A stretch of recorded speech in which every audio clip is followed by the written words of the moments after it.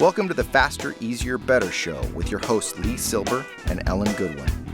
Welcome to the show. I'm your co-host, Ellen Goodwin. Lee Silber's here. Sorry, this is competitive. I wanted to go first.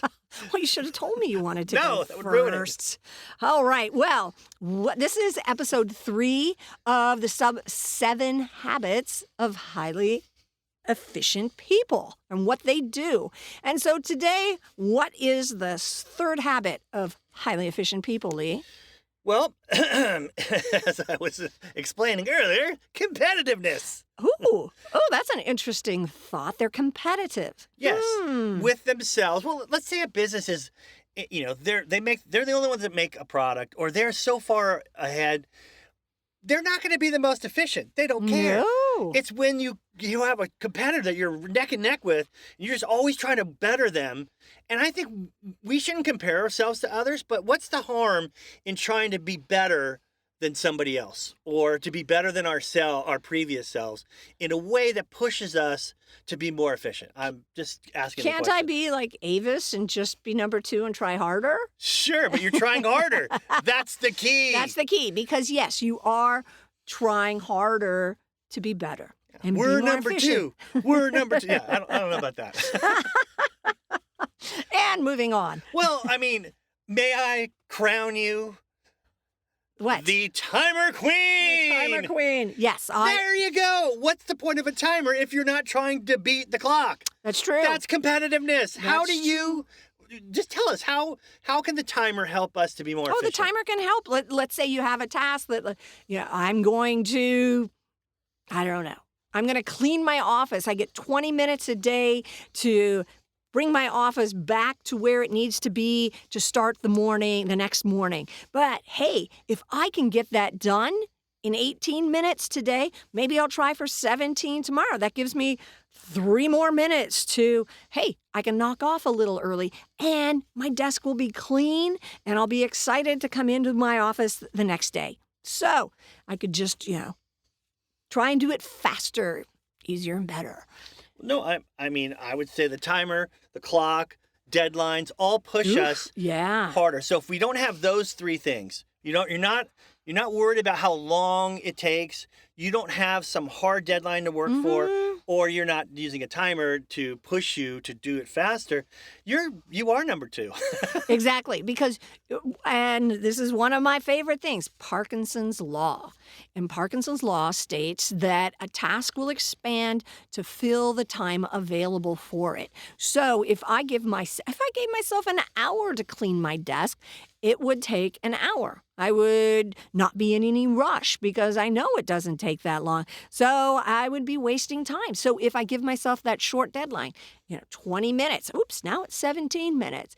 If I give myself a short deadline, it's much easier to ignore distractions, stay on task, be more focused. So the key is really to avoid Parkinson's Law. Give yourself a shorter amount of time and see if you can get it done in that time frame. I mean, we sometimes get lost in time, which is good because you're probably doing something you enjoy. Oh, in flow? Yes, Yeah. The theory of relativity, yada, yada. But sometimes it's bad, meaning you get on a call and you think, well, this call probably would be 5 minutes, and it's 20 minutes.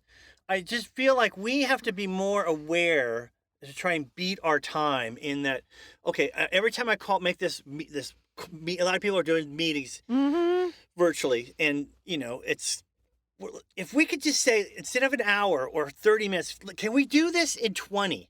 What about 23? Just make a weird number. But that helps. Yes. People focus. Everyone starts to tighten it up.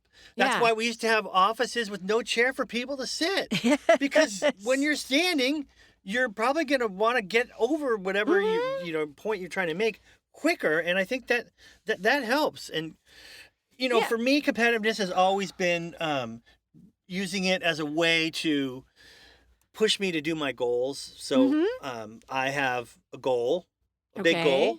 Okay. And if I achieve it, I get a bunch of points. But I also have little goals to make that happen. And I get smaller points for that. And the points add up to where I get prizes.